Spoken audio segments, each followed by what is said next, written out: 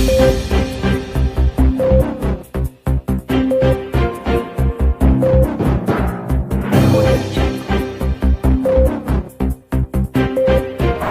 आप देख रहे हैं इंडिया टीवी न्यूज। आज प्रतिनिधिमंडल के फिजी शुगर कॉरपोरेशन के मुख्य कार्यकारी अधिकारी निदेशक के अतिरिक्त फिजी के शुगर रिसर्च इंस्टीट्यूट के चेयरमैन भी शामिल रहे।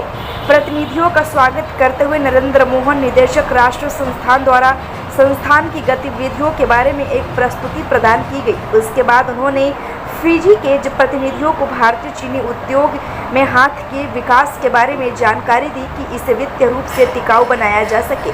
उन्होंने प्रतिनिधियों को भारतीय चीनी उद्योग द्वारा प्रसंस्करण के दौरान ऊर्जा की खपत और चीनी के नुकसान को कम करने, गन्ना और चीनी उत्पादकता बढ़ाने, चीनी की गुणवत्ता में सुधार और चीनी उद्योग के सह उत्पादों से कई मूल्यवर्धित उत्पाद बनाने के लिए विविधीकरण के प्रयास के बारे में बताया। उन्होंने यह भी बताया कि भारतीय चीनी उद्योग केवल चीनी से होने वाले राजा पर निर्भर होने के बजाय सह उत्पादों के बेहतर उपयोग से मूल्यवर्धित उत्पाद बनकर अधिक राज करने पर काम कर रहा है और यह मॉडल की चीनी उद्योग के लिए भी लाभदायक हो सकता है। खबर देखिए हमारे संवाददाता परवीन सिंह चंदेल की खास रिपोर्ट। खबर अच्छी लगी हो तो लाइक करें। ताज़ा अपडेट के लिए हमारे चैनल को सब्सक्राइब करना ना भूलें। धन्यवाद। फिजी शुगर इंडस्ट्री का एक जो है प्रतिनिधिमंडल राष्ट्रीय शर्करा संस्थान कानपुर आया था।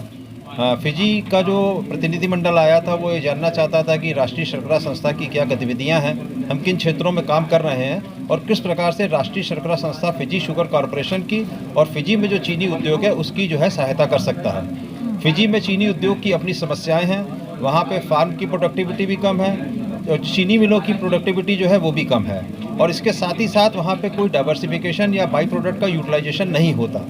वो जो चीनी बनाते हैं वो रॉ शुगर बनाते हैं, लेकिन जब रॉ शुगर बनाते हैं तो फैक्ट्री की अगर एफिशिएंसी की बात करें तो वो तुलनात्मक रूप से बहुत कम है। तो हम लोगों ने 3 मुख्य बिंदुओं पे बात की कि एक तो वहाँ पे प्रशिक्षित मानव शक्ति होनी चाहिए और उस प्रशिक्षित मानव शक्ति को देने के लिए राष्ट्रीय शर्करा संस्थान किस प्रकार से उनकी मदद कर सकता है। दूसरा ये है कि उनकी जो चीनी मिलें हैं उनका मॉडर्नाइजेशन करने के लिए, उनकी एफिशिएंसी बढ़ाने के लिए हम किस प्रकार से उनकी मदद कर सकते हैं।